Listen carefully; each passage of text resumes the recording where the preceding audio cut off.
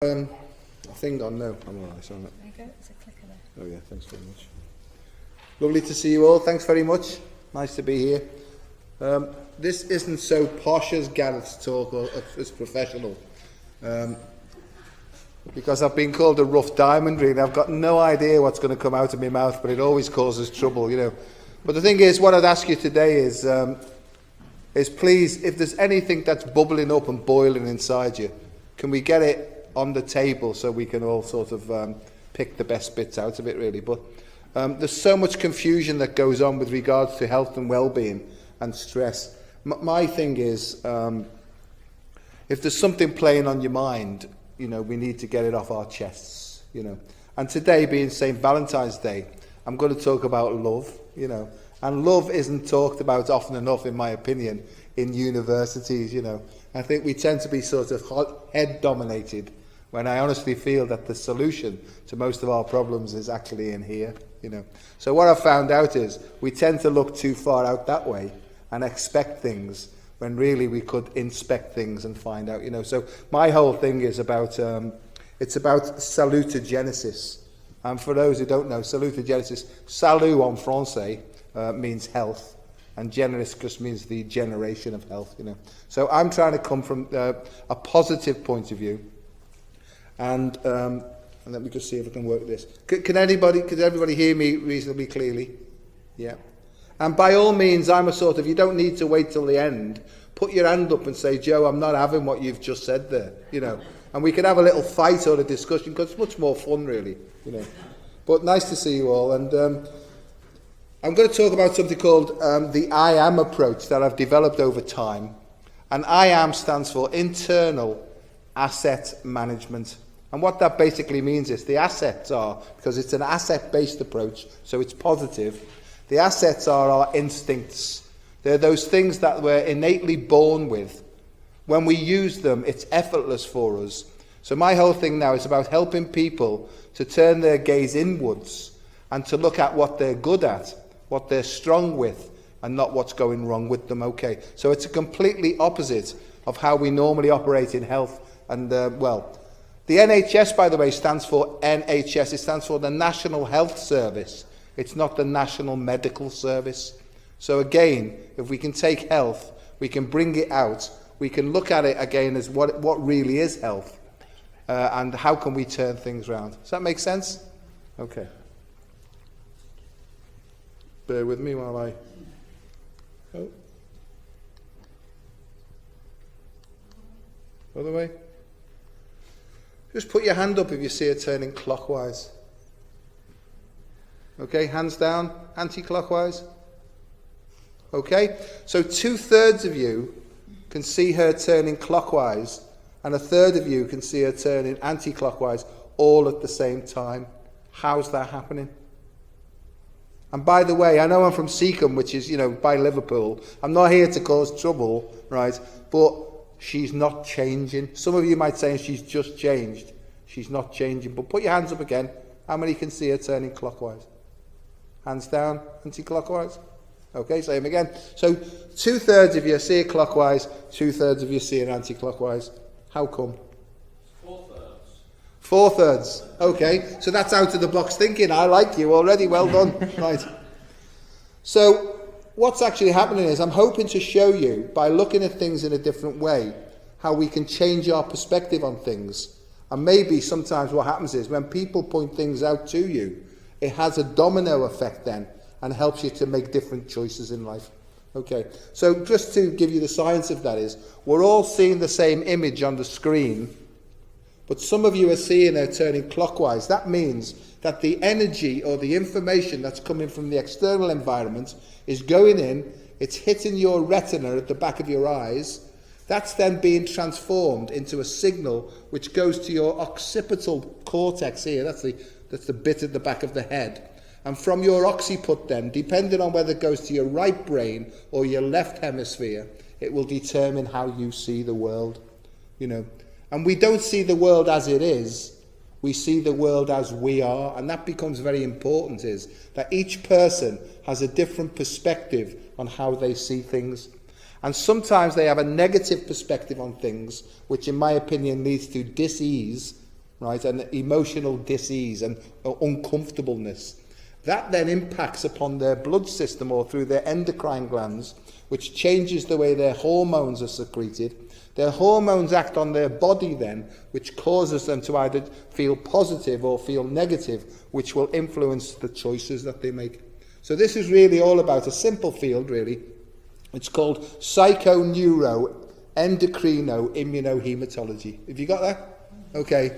And in simple terms, that just means that both the mind and the body are connected. And what we've tended to do is, we've tended to fragment that. We've tended to put the head in the important place and leave the body behind. And I sort of see it as my job is to help us to reconnect this, right, and try and get them both working in harmony with one another. The new term is psychophysiological coherence. And basically all that means is to make choices that make you feel better. Does that make sense? And this afternoon's workshop, I'll expand a bit more on this, how we can use mindful breathing and positive emotion to change the way our heart works, to change the way our head works, to make better choices, to feel more healthy. And it really is that simple. Is rather than using this head-down approach, we'll sort of use a more expansive, creative approach. Sound good? Okay, good. Only 2/3 of you nodded there. You must be seeing the world the wrong way round. Okay. So the ancient Egyptians, and I've spent the last 25 years looking at all the different cultures from across the world and how they go on with regard into how do they keep healthy and how do they treat disease and stuff. And I've become very interested in ancient Egyptian philosophies. And what the ancient Egyptians believed is, when you died, they whipped out your heart. They whipped out all your organs. That's whipped out means that they removed. It's a technical term. They removed all your organs, but they kept your heart in, and they sent you through to the underworld, where these creatures got hold of your heart, and they balanced it against what? What do they balance it against? A feather. Okay, a feather. Right, why did they do that? Well, if your heart was heavier than the feather, then you'd miss the point of life, and you got recycled to do it all again. And what they felt is, their underlying philosophy was that the heart contained all the secrets of the universe. And if you tuned into your heart at a deep level, it would guide you through life, right? And you would find that by using your own gifts, innate abilities, you would find the joy of living, and you would live a light-hearted life. Does that make sense? So this is St. Valentine's Day. That's about the heart. I love that philosophy. And I've spent a lot of time studying Imhotep, and he was the ancient Egyptian scholar who really spent a lot of time to do with vibrational medicine. Have we got any complementary therapists here? Okay, good. So you'll understand this, that really it's all about frequency, it's all about energy, and it's all about vibration. And what they believed was that we live in a 1% world where 99% of the influences were actually invisible. Does that make sense? So at this time now, there are billions and billions of invisible signals being sent through this room that we can't see, that have powerful impacts upon how our world is. They're called text messages. And one might say, darling, the card's on the way. You know that one? And we don't really need cards, darling, because you know how much I love you. Right? That means he's in trouble tonight. Okay. But what I'm trying to say is there are loads and loads of invisible signals being carried on electromagnetic vibrations that have powerful impacts upon the way that the world works. Are you with me on this? And so we've not just got text messages, we've also got email messages. These vibrations and these signals can be used for positive benefit, or they can be used for negative benefit. But that's a whole new thing. And Linda's on after me, she's on after the break, and she'll be talking about how digital services can be used for positive effect to help people to understand things more clearly and to impact upon their health and well-being. Is that about right, Linda? Yeah, that's fine. Yeah. Okay, so that's something to look forward to. So, light-heartedness, in my opinion, is the key.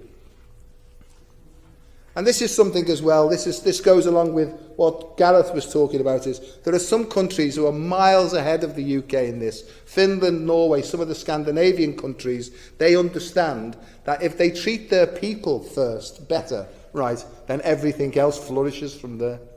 So this is just not about placements at the heart of the community. It's about what is in the community that could be helpful, and they're called people. So it's about putting people first, and it's really about helping people to tune into who they really are, essentially, and to try and help them in an educational way to expand upon who they are, right, rather than filling them with information and advice. So who are you really in there? What have you got to show us? Get it out now, and let's link it all together so we can bring some vitality, bring some spirit of joy back into this world, and maybe that may bring health and well-being with it as well. Does that make sense? So it really is about love, right? And it is about love, expanding love, right? But maybe not in the way that we talk about it. And really I've put at the centre of this is, we've got people, planet, profit and purpose. But I think that they've missed something out. I think essentially, and Carl Rogers talks about this, Maslow talked about this, all about human potential. And what these people talked about was that they felt that the human potential was obstructed by the head, right? And what we really needed to do was metaphorically decapitate ourselves, take our heads off, throw the head away, and allow our real selves to come through. And we sometimes call that the essential self or the spiritual self or whatever. So I think what they're missing is that they're missing this, the heart at the centre of the person. Because I think that if we can reconnect hearts, then the world will become a better place, So there's my little thing there, really. And you might say, well, where's the evidence for this? I just say, just look at the news, right? Look out of the window or go to the local shopping mall. Is it called a mall here or a mall? Well, where I come from, it's more like a mall. But, it's to look around, and is there an air of optimism, enthusiasm, enjoyment and healthiness? Or do we see depression, stress, anxiety, depression? Maybe, as Gareth said, we need to stand on our heads to find the solution, and that's called Hatha Yoga. Okay, so that's maybe a way forward as well. So maybe we need to change our position and bring some presence into this. And when I say presence, we achieve presence, as far as I'm concerned anyway, by sitting still long enough to find out how we operate on the inside. Because my honest belief is that if we can change the way that we operate on the inside, then we can change what we do on the outside as well. So rather than being told by external authorities how to act, how to behave, and these things will help you, maybe we can go in and find out what really works for ourselves, and be honest, Because we talk, don't we, especially in big organisations, we talk about trust, transparency, community, helping, collaboration. It's all very nice saying the words, but sometimes when we go outside the door, that's all forgotten until we go to the next one to be reminded. So as Gareth says, there's a phrase that says, faith without works is dead. And what that means is you can have all the faith in the world and all the belief, but if you don't actually take action on it, then nothing ever changes. I feel like Father Delaney today. Bless you all. Bless you all. Yeah. Saint Valentine, and stuff. But to me, the science of well-being is about one thing and one thing alone at depth, and it's the science of peace of mind. There are so many people now who are having sleep disorder, right? They're going to bed, their mind is going 1,000,000 miles an hour, right? They put their head down, they're physically exhausted, and they drop up to wake up at 2 o'clock and 3 o'clock and 4 o'clock. Put your hands up if you're having problems sleeping, okay? Yeah, most people. Okay. And again, maybe it's to do with the increase in electronic technology. Maybe it's to do with the amount of tasks we have to do in time. People come to me for help and stuff like that. And they basically say, the problem is I just haven't got enough time. And the problem is it's not having enough time because time doesn't change. 5 minutes is the same 5 minutes that it was 50 years ago. It's the amount of tasks in time that's increased, And we get more and more. As electronic gadgetry increases, we receive signals more quickly. Our emotional processing compartments can't cope with it because most of these things represent a threat. That increases our pressure, our emotional pressure. And as most of the people know, stress is simply excessive pressure that causes our fight and flight response to kick in. And most people are living under constant stress and tension and fight or flight response most of the time. This causes chronic muscle tension, causes headaches, causes sleep disturbance, and causes all these things. How can we change that? The first thing I would say to you is, if you're feeling stressed, you're feeling anxious, you're feeling depressed, right, then stop. Just stop what you're doing. Put everything down. And when that voice says, no, but I've got to get this done, because if I don't get this done, there'll be all sorts of consequences. I'm saying, you can say doctor's orders. And by the way, I'm not a doctor of medicine, I'm a doctor in medicine. And my PhD was about how what goes on between your ears, how it directly affects your heart. And how your heart works directly affects the way your brain works. So if your heart's going too fast and is incoherent, then your thinking will be panicked. You'll always make the wrong choice if you think in a panic state. It will be a short-term, get me out of here, but from a long-term point of view, it will have an impact that's negative. Does that make sense? It's talked into more of a lecture here, but there you go, that's all it is. Okay. So peace of mind is inversely proportional to 1 over expectations. All that means is, the more you expect things to happen, right, and the less they happen, the less peace of mind you have. So do you know when you do a to-do list at the beginning of the day, right, and you're right, I'm going to do these 10 things, and when I've done those, I'll be happy, and I'll go and run out and play and go to the pictures. How many of those 10 things do you get done? If you get them all done, well done, you're already enlightened and you don't need any help. In fact, you can come up here and tell us how you do it. But the point about it is, in this day and age now, with things moving so quickly, it's very, very difficult to be able to plan anything out in a linear way. We've almost moved in this shift to more of a quantum reality, where there's things hitting us from many, many different dimensions all at the same time. How can we use a technique where we can allow these things in and prioritise at a deeper level in order to choose what's really important first? This afternoon's workshop, because I know that you'll all want to come to my workshop. Right. This afternoon I'll show people techniques of how we can emotionally be calm to make clearer choices to improve our health and well-being. And we talked about evidence, In academia, generally speaking, and we'll know this is, they don't really listen that much to qualitative evidence. There's loads out there, We work with hundreds and hundreds of people. And anecdotal information is, if one person says this works for me, you can say, yeah, but guess that's just your say-so. If 100 people say it, well, you can say, well, they must have been talking to each other. If thousands of people say the same thing about the effects of massage and mindfulness and Tai Chi and yoga, maybe the head, that is academia, needs to listen what the heart's really saying. So I've developed this new thing, this is trademark Dr. Joe Delaney. I think that we should maybe look at something called a quantitative approach. That's where objective data and subjective data from the patient are put together to make a better picture. Does that make sense? So maybe we should be going forward in a quantitative sort of a way. Oh, there's all my qualifications. I put that up because it makes me feel good, right? And when it makes me feel good, I feel more healthy, right? But this is just to say that I'm sort of a scientist first and foremost. But I've discovered, right, that there's other stuff going on, a lot in the invisible realms that have influenced me over my time, But, the theme of this talk is basically shift. That says shift, by the way. Shift happens, right? We got it in the end, didn't we, Patty? We've been trying to get that in for years, haven't we, right? Right. But a paradigm shift is really a change in position, direction, or tendency. And my view is that revolution, we're just in a state of revolution all the time, where we keep coming up with the same ideas, we just keep changing the names of them, And in revolution, nothing changes. It's like Groundhog Day. We just go round and round and round in the same circle, and nothing ever changes. I think that we need to move into an evolutionary sort of impulsive phase, where we go deeper and maybe take a few risks and make a few choices that are out of the box. And what tends to happen is the governing authorities don't like change because they're stuck in tradition. And anybody who talks from an out-of-the-box perspective, they generally tend to think is a weirdo. Right? Would you agree? I can look around, I can see loads of weirdos already in here.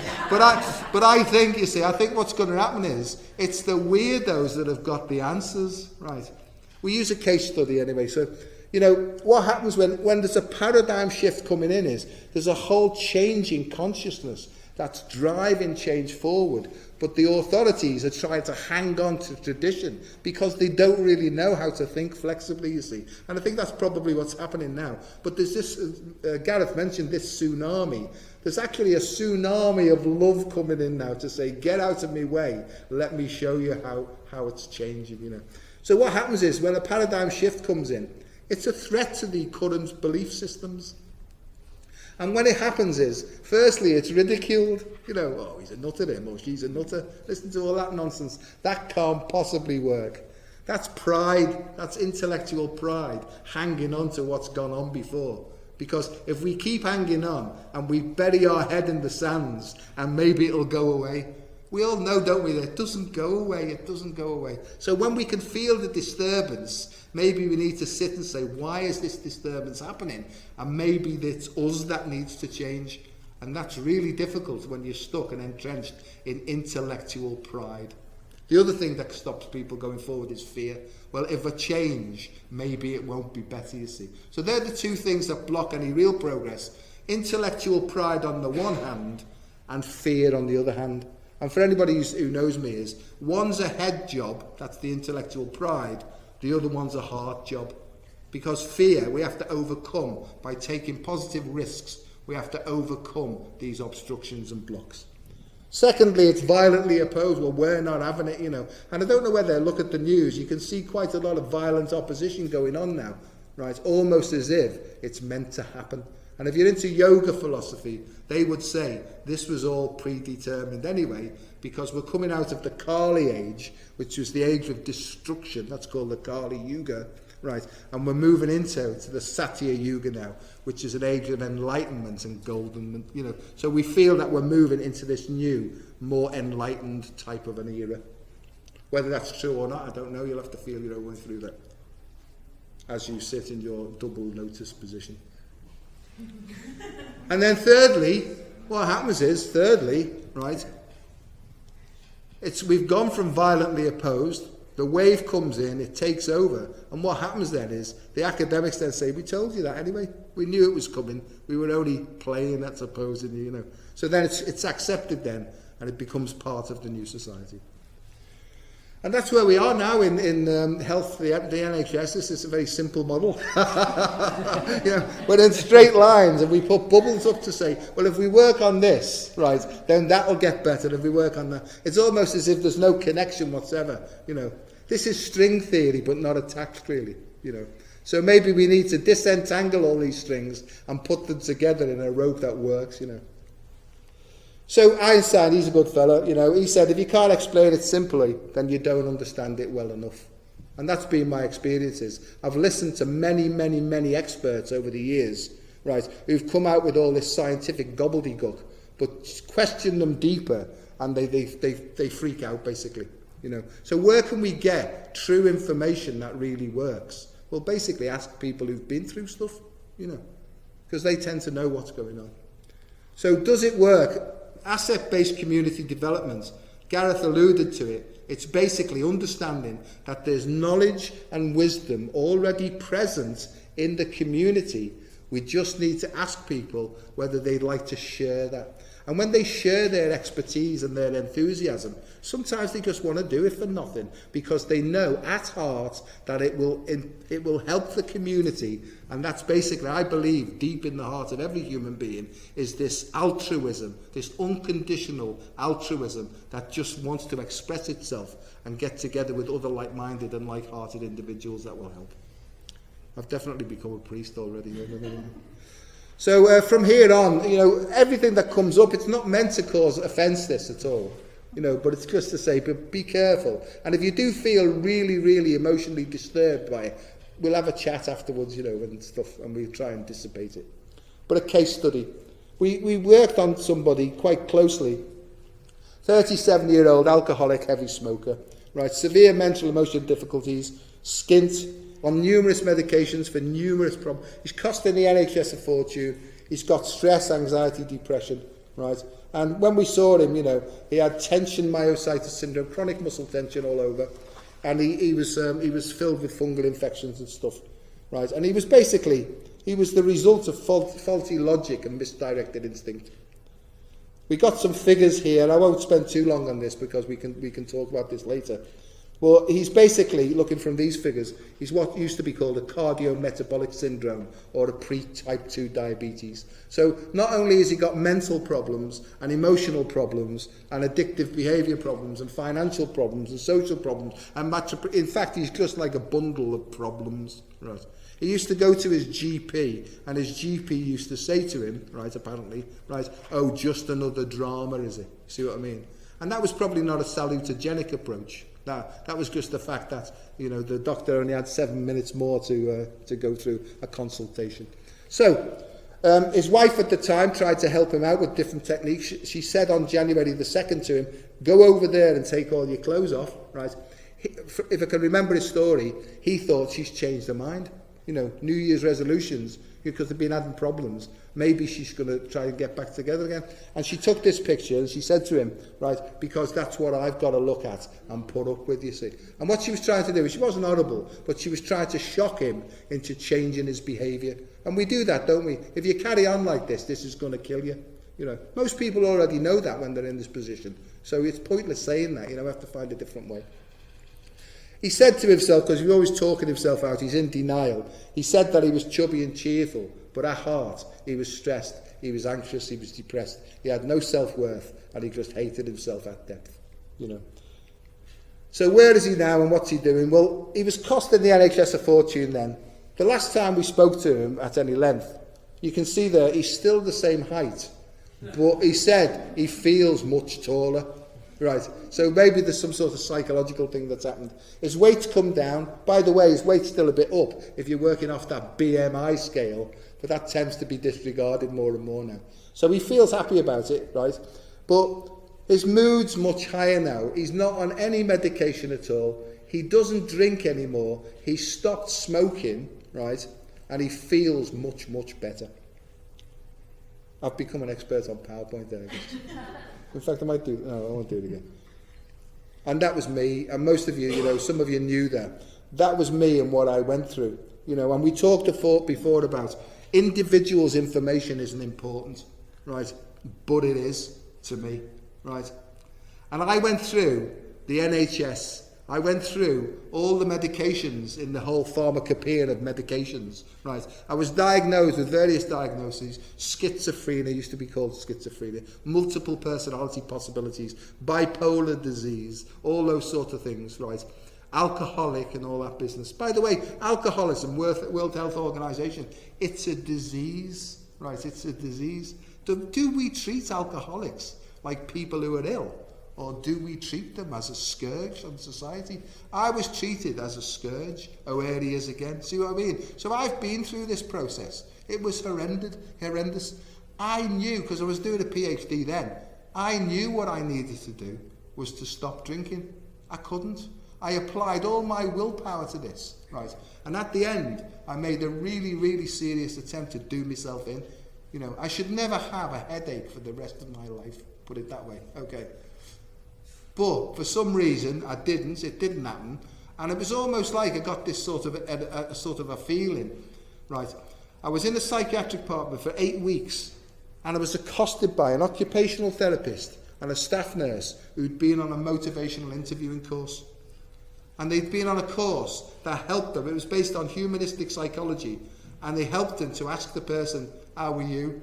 So rather than telling him how he is, right, they started to ask me, and whether this was an epiphany or an enlightenment, I don't know, but I started to be asked these questions where I looked at myself and how I'd allowed all these things to happen to me from a very early age, And without going on this, because this is like a whole day seminar coming up, but basically I realised that I was leading everybody else's life except my own, And I almost feel that most people in life, adults, we reach a point where we think, is this really working for me?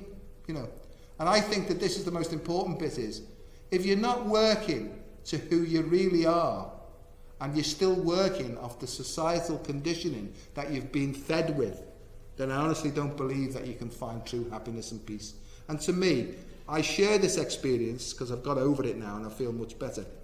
But these are the sort of people that help me. The NHS in its present constitution didn't help me at all. You know, they maybe bandaged stuff up and gave me things to anaesthetise me even more, you know. I went to cognitive behavioural therapists who tried their best to help me, but the condition was it was deeper than thinking. It was actually to do with what was going on in here. Okay. So this is the Journal of Anecdotal Medicine. I am my own experiment, and I realise that now. And I am responsible for choosing what I choose, and I'm also responsible for the consequences of my choice. And I think when we help people to do that and help them to see what's strong in them and encourage them to use their strengths and not their weaknesses, everything changes. And I've worked now with thousands of people, right, who've been able to turn their lives around. Not everybody gets this, because we've talked a lot about this. Not everybody gets it. But if you can encourage them and find out who they really are, right, underneath all this husk and this shell, I think you've got a much better chance. You know, and I think placements in communities and voluntary organisations, I think most of them know this anyway, and they do try and encourage people to be who they are, and then put them in touch then with like-minded and like-hearted individuals, right, who will then go off in their particular sphere of influence. How am I doing for time? 5 minutes. I've said it. Oh, see how I go. So how did it help? This is how it helped. It took me away from a neurotic armchair. I used to sit there, I used to think, I'll just sit down for a bit and work out what I should do next. Very dangerous idea, you know, because I came up in 2 minutes with all these neurotic ideas. Nothing's working, you know. So to get people out of their social isolation and doing something that appeals to them is probably a good way forward. And I've tried to get people to go to the local FE college. We were at a point when we had some funding. We were getting people, bringing them in by transport. They were having their nails done. They were having some Indian head massage done. They were having aromatherapy done. And then they were having a healthy snack. And they were starting to talk to each other. But the funding ran out and the scheme dissolved. Because I know I was going, because I was like looking at them to see whether it was working. I didn't have to take any questionnaires. You could just see people talking to each other, laughing and smiling and getting on. That's the only measure I need to see whether something's working. You know, you just got to look in their eyes and just see and feel the buzz, you know. So anyway, out of that, I call that the seat of stinking thinking and low spirits, you know. And that's what I was like. These are the people who helped me to get better. Kung Fu Ray, he was the window cleaner that basically helped me to save my life. Nobody saved my life, but people facilitated an environment and showed me how I could save my own life. That truly to me is what personal health is, you know, and responsibility is. Bebington Ken, he was like the local guru, but he would have the printer where we could print stuff off, so everybody went to Ken. So we all shared resources. Stevie the Weaver, right, what he was a tailor, and if our clothes were, because it was skint at the time, he would go along, he would do the tails, he would press them, and we'd look. If we were going for interviews, we used to borrow people's suits and things like that, you know. So it's good. Headscarf Sheila, God bless her, you know, she was like the mother of everybody, you know, and used to cook meals for people. So this is basically Halfway Dave. He's still not sure because he didn't know which way to turn, you know. So we called him Halfway because one day he'd make one choice, next day he'd make another, you know. And Butcher Tommy, we got all the meat off him, you know. Para Kev, he used to pop in every now and then. He'd just appear, you know, as if from the sky. So these are the people, right, that helped me to help myself. And I think that we do a lot of, and this is just my personal view, as you can tell, we disable a lot of people because we do stuff that they need to do for themselves, and that's a difficult thing, you know. So to get people to stand on their own 2 feet. But this is, and I'll leave it off this slide, is, you know, my view is that conferences and meetings like this is, if you've got weird ideas on how you think things could be changed, please share them. Get over yourselves, right? Just open up and say, look, I'm thinking this. Because with this group of people, I know that they won't be ridiculed. Because it's the real weird stuff that might hold the answers to our future developments and stuff like that. But, you know, Steve Jobs said this, here's to the crazy ones, the misfits, the rebels. I think people who come or are attracted to conferences like this are rebellious in some way, you know. I think they have rebellious features. But that's where I'm up to. Mindfulness, I used to, because my biomedical head used to say, that won't work for me. And somebody said to me once, he said, when you tried it last time, he said, how was it? I said, well, I've never tried it, I just know it won't work for me. And this was Kung Fu Ray, and he did do Kung Fu and Tai Chi. And he said to me, you know, and you've seen this before, he said to me, in Tai Chi, he said, and because he used to do this every now and then, he just walk over and do this, you know. He said, in Tai Chi, he said, there's actually a part of the Tai Chi movement that goes like this.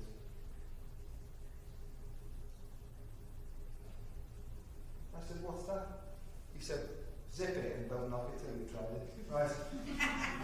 And he was true, you see, because that's what I did was, ideas would come in, and some part of me, which is this inner critic, would knock them off.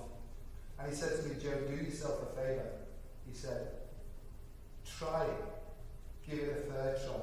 If it doesn't work, go and try something else. And that's how I've lived my life. In 4 weeks' time, it'll be 27 years since I've had a drink. You know, it was 27 years, just over 27 years since all this happened to me. And for the last 27 years, I've tried to find out ways of how I operate and just share that experience. Not tell anybody else what to do. It's just share what's happened to me. Because I can honestly say, when I was going through it, I didn't have a clue. I'm doing a PhD on the one hand, and about myself, I've got no idea whatsoever. So my view is that, you know, if you're working with people, it is about intimacy. It's about a heart-to-heart connection and not being clever and saying clever things, really. And, you know, it's ask, don't tell. And when someone's actually saying something in their own language, don't put any words in their mouth. You know, there's a whole new thing called clean communication. And I would suggest that if you get a chance, go and have a look at clean language skills. Because basically, it's about us as the health professional translating the metaphorical language that they use. And all that means is they will tell their story in the language that they use, whether it be colloquial or not, right? Whether it be effing this and effing Jeff that is. Maybe give them the opportunity to express themselves in their own way, and for us to translate it, and then try and help them based upon what they're saying. Because, you know, I've heard some of my colleagues to say, oh, well, that language isn't acceptable here. You know, so somebody would be in half a flow, right, and then they'd be stopped immediately, you know. So these are just suggestions that I'm making. But based upon my personal lived experiences, my lack of self-worth and self-esteem was because I was living everybody else's life, and I really didn't have a clue who I really was, you know. So my job now is to truly help people, you know, like The Exorcist, is to tell people, turn their head in the other direction, point them inwards and say, who are you really, and, you know. So I hope that's been useful, and it's nice to see you all, and thanks very much.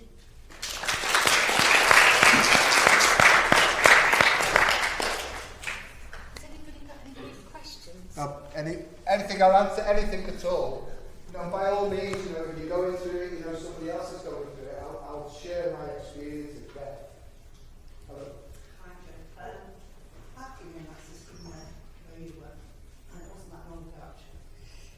But I found that it was actually the medical profession that put me there, because I believe what I've been told that doctors know best, and I believe the labels I was given, and I became those labels. And it's only when I stepped away from those labels that I became one. And that is the problem, that we're not being told the truth about the underlying cause of all illness, all mental health problems. We're being lied to. And I was diagnosed with cancer, and I got the message in my head, this is an imbalance. I didn't go down the route where everybody else goes, but my God, well, I bullied. Because we're not being told the truth about the underlying cause of all disease. You know, until we know the power of we have the power, and it's taking back that power that's really important. We're disempowered at the moment. And I agree, and you know, in a similar sort of a way.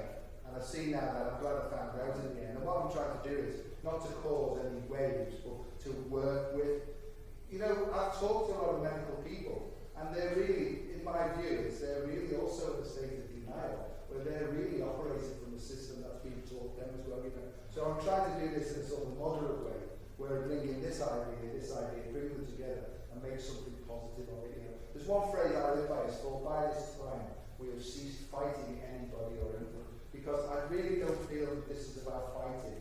Because fighting is a fight and flight response. We can't see the big picture. So to me, we need to use our left brain and our right brain based upon what our heart is showing us and to try and go forward in that regard.